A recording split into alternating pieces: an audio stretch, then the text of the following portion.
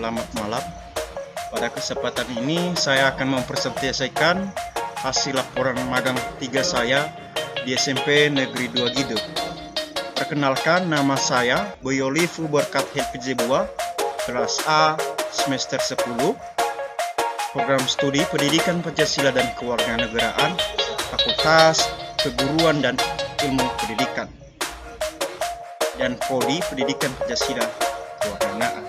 Nah, pada kesempatan ini saya langsung saja mempresentasikan hasil laporan magang saya. Pertama, pendahuluan latar belakang. Nah, di mana laporan akhir pelaksanaan magang di sekolah merupakan salah satu komponen penting dalam kegiatan magang yang dilakukan oleh mahasiswa pendidikan. Kegiatan magang di sekolah bertujuan untuk memberikan pengalaman langsung bagi mahasiswa dalam mengajar dan mengelola kelas di lingkungan sekolah. Penyusunan laporan akhir pelaksanaan magang di sekolah dilakukan untuk merefleksikan dan mengevaluasi kegiatan magang yang telah dilakukan oleh mahasiswa. Laporan magang dapat berisi informasi tentang pengalaman dan hasil kerja mahasiswa selama magang, serta analisis terhadap pengaruh magang terhadap perkembangan dan pengetahuan mahasiswa. Jadi sudah jelas seperti yang ada di PPT di atas, bahwasanya tujuan dari magang ini ialah untuk melatih seorang mahasiswa dalam mengajar di dalam kelas. Bagaimana seorang mahasiswa itu menguasai kelas dan dapat berkomunikasi dengan siswa-siswanya. Selanjutnya ada tujuan. Nah, pertama, mengidentifikasi informasi profil sekolah. Ada pun beberapa yang tujuan seperti yang tertera di PPT. Nah, selanjutnya manfaat. Nah, manfaat bagi mahasiswa dapat memperoleh pengalaman nyata, menjalani hubungan sosial dengan warga sekolah, dan dapat mengembangkan atau mengimplementasikan perangkat pembelajaran. Yang kemudian bagi sekolah mendukung program pemerintah dan dapat meningkatkan citra sekolah serta mendapatkan sumbangsi pemikiran, tenaga, ilmu pengetahuan, dan teknologi. Yang kemudian bagi fakultas memperoleh masukan untuk penyempurnaan kurikulum program studi kependidikan. Dan selanjutnya menambah akses terhadap stakeholders Fakultas Keguruan dan Ilmu Pendidikan Universitas Nias sehingga mempermudah lulusan memperoleh pekerjaan. Selanjutnya memperluas jejaring kerjasama antara Fakultas Keguruan dan Ilmu Pendidikan Universitas Nias dengan sekolah dan desa tempat magang, sehingga dapat meningkatkan keterkaitan dan kesepadanan antara program akademik, pengetahuan, dan keterampilan lulusan. Selanjutnya, adapun kajian teori mengenai pengertian perangkat pembelajaran. Nah, di sini dijelaskan bahwasanya perangkat pembelajaran merupakan instrumen esensial yang dipersiapkan oleh guru sebelum memulai proses pembelajaran. Ini melibatkan penyusunan silabus, pengembangan media pembelajaran, perencanaan pelaksanaan pembelajaran, penyediaan sumber belajar yang relevan, perangkat penilaian yang sesuai, dan penyusunan skenario pembelajaran kurikulum mereka. Ini melibatkan penyusunan modul ajar, kriteria ketercapaian tujuan pembelajaran atau KTP, yang kemudian alur tujuan pembelajaran atau ATP, selanjutnya bahan ajar dan instrumen penilaian. Semua perangkat ini dirancang dengan tujuan utama untuk membantu guru dalam menyampaikan materi pembelajaran secara efektif dan memastikan pemahaman serta kompetensi siswa. Nah, sesuai dengan penjelasan di atas bahwasanya perangkat pembelajaran ini sangat merupakan persiapan yang sangat penting untuk seorang calon guru atau seorang calon guru dalam menyampaikan pembelajaran dan membantu seorang guru supaya dalam proses pembelajaran dalam menyampaikan suatu materi pembelajaran dapat secara efektif dan memastikan pemahaman serta kompetensi siswa. Nah, selanjutnya beberapa unsur perangkat pembelajaran seperti yang tertera di bawah ini disertai dengan program tahunan atau kuota, program semester atau prosem, analisis alokasi waktu, modul ajar, kriteria ketercapaian tujuan pembelajaran atau KTP, kemudian alur tujuan pembelajaran atau ATP, dan selanjutnya bahan ajar, yang selanjutnya instrumen penilaian. Berikut merupakan unsur-unsur dalam pembelajaran pelajaran. Selanjutnya, keterampilan mengajar. Keterampilan mengajar merupakan kemampuan esensial bagi seorang pendidik dalam menciptakan lingkungan pembelajaran yang efektif dan mendukung perkembangan siswa. Keterampilan mengajar mencakup kemampuan untuk menyampaikan materi pelajaran dengan jelas dan menarik, memotivasi siswa untuk belajar dan beradaptasi dengan gaya pembelajaran yang beragam. Nah, di sini adalah di mana keterampilan mengajar ini adalah keterampilan yang dimiliki oleh seorang guru dalam mengajar di dalam kelas, dalam mengajar kepada peserta didik, bagaimana dia menyampaikan pelajaran dengan jelas, dengan menarik dan memotivasi siswa untuk belajar. Bagaimana seorang guru menyampaikan materi yang disampaikannya itu agar bisa mudah dipahami oleh siswa. Selanjutnya, profil sekolah.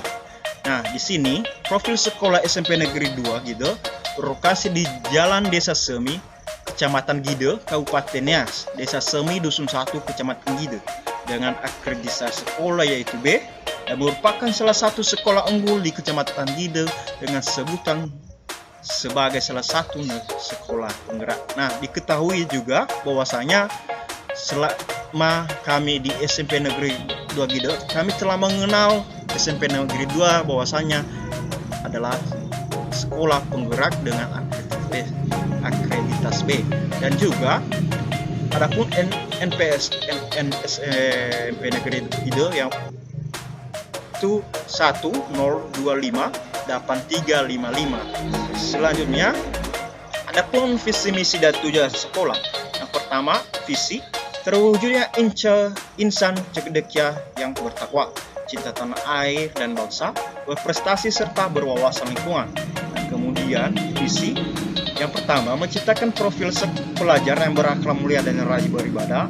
Kedua, menerapkan ajaran agama dalam kehidupan sehari-hari. Ketiga, menanamkan cinta tanah air dan bangsa melalui pelaksanaan Trisatya dan Dasa Dharma. Yang selanjutnya, menumbuh kembangkan rasa percaya diri siswa. Selanjutnya, mengembangkan potensi diri siswa secara maksimal. Selanjutnya, meningkatkan prestasi akademik non-akademik. Selanjutnya, membekali siswa berbagai keterampilan hidup agar dapat berwirausaha. Nah, beberapa visi dan misi di SMP Negeri 2 Gide. Selama kami magang kurang lebih 3 bulan, kami telah mengenal betul bagaimana visi dan misinya. Di mana ketika kami di SMP Negeri 2 Gide, visi dan misi ini telah terlaksana dengan baik. Demikian, selanjutnya tujuan sekolah. Nah, tujuan jangka pendek atau 1 tahun. Yang pertama, terbentuknya peserta didik yang beriman dan berakhlak mulia. Kemudian, tercapainya peserta didik yang mampu mengekspresikan ide yang dituangkan dalam tulisan ataupun tindakan yang berakar pada budaya lokal. Kemudian, terselenggaranya proses pembelajaran yang memacu peserta didik bernalar kritis, kreatif dan inovatif dalam mengembangkan ide dan karya. Nah, kemudian mengoptimalkan sarana dan prasarana sekolah yang menunjang peserta didik dalam mengkreasikan ide dan gagasan yang berakar pada nilai budaya lokal. Selanjutnya, mendorong dan mewujudkan peserta didik yang mampu bernalar kritis dalam pelaksanaan kegiatan berbasis proyek yang mengedepankan jiwa gotong royong. Nah, di sini dalam tujuan sekolah ini juga di mana sekolah SMP Negeri 2 Gide mengutamakan yang namanya seseorang peserta didik yang mampu beriman dan berakhlak mulia, serta SMP Negeri 2 Gide memberikan suatu sarana prasarana yang dimiliki sekolah untuk digunakan oleh siswa-siswanya supaya dapat memunculkan suatu ide dan gagasan yang baru. Nah, kemudian tujuan jangka panjang 4 tahun. Terciptanya sekolah sebagai tempat untuk mengangkat perkembangan intelektual, emosional, sosial, keterampilan, dan tumbuh kembang peserta didik sesuai tingkat kemampuan dan kondisi masing-masing peserta didik yang mengedepankan nilai gotong royong seperti yang tertera di slide. Selanjutnya kurikulum. Nah, di sini selanjutnya di mana kurikulum yang digunakan di SMP Negeri 2 Gide ada 2 kurikulum. Yang pertama, kurikulum Merdeka dan kurikulum 2013, di mana kelas 7 menggunakan kurikulum Merdeka dan kelas 8 dan 9 menggunakan kurikulum 2013. Selanjutnya, berikut struktur organisasi SMP Negeri 2 Gide dan pelajaran 2023 dan 2024. Kemudian, adapun data tenaga pendidik seperti yang tertera di slide PowerPoint. Dan adapun data tenaga kependidikan.